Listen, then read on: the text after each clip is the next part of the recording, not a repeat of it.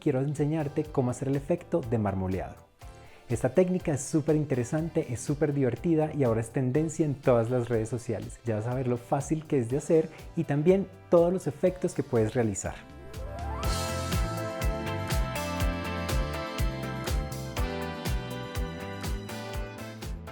Yo tenía previamente cortado mi acetato y ahora es muy importante empezarlo a desinfectar antes de ponerle cualquier tipo de crema encima.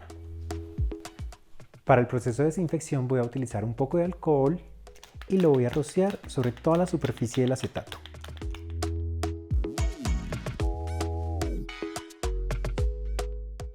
Antes de empezar a aplicar el efecto de marmoleado, necesitamos batir un poco la crema de mantequilla. Recuerda que ella pierde la consistencia muy fácilmente y necesitamos que esté totalmente suave y sedosa. Quiero mostrarte cómo aplicar la técnica de marmoleado. Para esto voy a empezar a aplicar un poco de crema de cualquier color sobre mi espátula. Ahora, muy suavemente, no voy a hacer demasiada fuerza, voy a empezar a esparcirla sobre mi acetato transparente. Voy a coger un poco de cada color, por ejemplo verde y también rosa, y voy a empezar a aplicarla y a deslizarla sobre el acetato de esta forma. Voy a seguir aplicando todos mis colores, un poco de cada color en la espátula, y quiero tener bastante movimiento acá sobre el acetato. Es muy importante que dejes una capa un poco gruesa. La capa de crema que voy a aplicar es aproximadamente unos 2 o 3 milímetros de grosor. Es muy importante que toda la capa sea totalmente pareja para que así no nos vayan a quedar huecos de aire en la crema. Recuerda que queremos divertirnos un poco con la crema, por lo tanto quiero no hacer una técnica bastante plana o sosa, sino que quiero dar bastante movimiento. Entonces fíjate cómo estoy utilizando la espátula.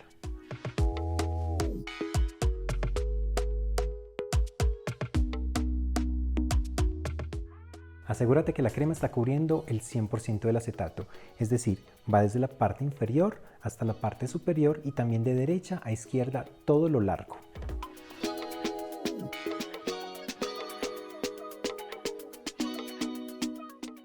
Para asegurarme que mi crema de mantequilla está totalmente plana, también puedo utilizar mi alisador largo. Entonces, muy suavemente voy a tratar de emparejar toda la crema. Deslizando muy suavemente desde la izquierda a la derecha o de la derecha a la izquierda. Y ahora que tengo mi lámina de acetato totalmente cubierta con el marmoleado en crema y mi pastel está totalmente frío, voy a traerlo y voy a cubrir el pastel con esta lámina de acetato. Ya he traído mi pastel desde el refrigerador y está totalmente frío. Vamos a pasar a una parte que debemos hacer con sumo cuidado.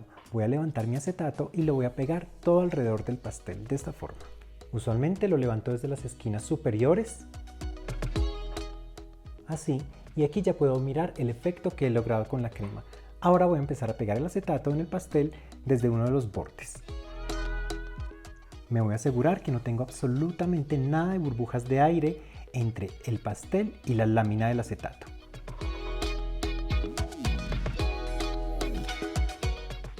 Para realizar este proceso lo debo hacer muy cuidadosamente. Debo ir muy despacio, apretando con mis manos un poco sobre el pastel, liberando todo el aire atrapado.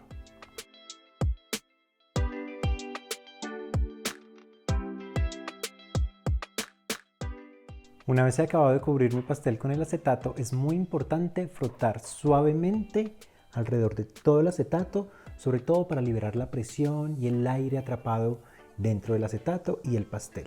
Entonces vas a hacer este movimiento y te vas a fijar desde la parte de arriba. Si tienes huecos sobresaliendo, vas a hacer solamente un poquito de fuerza hasta que hayas tapado esos huecos.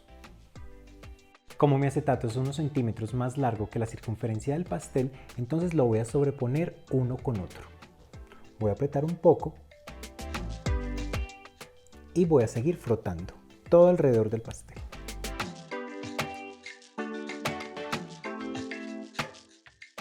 Y acabo entonces con mi técnica de marmoleado y ahora necesito llevar este pastel al refrigerador.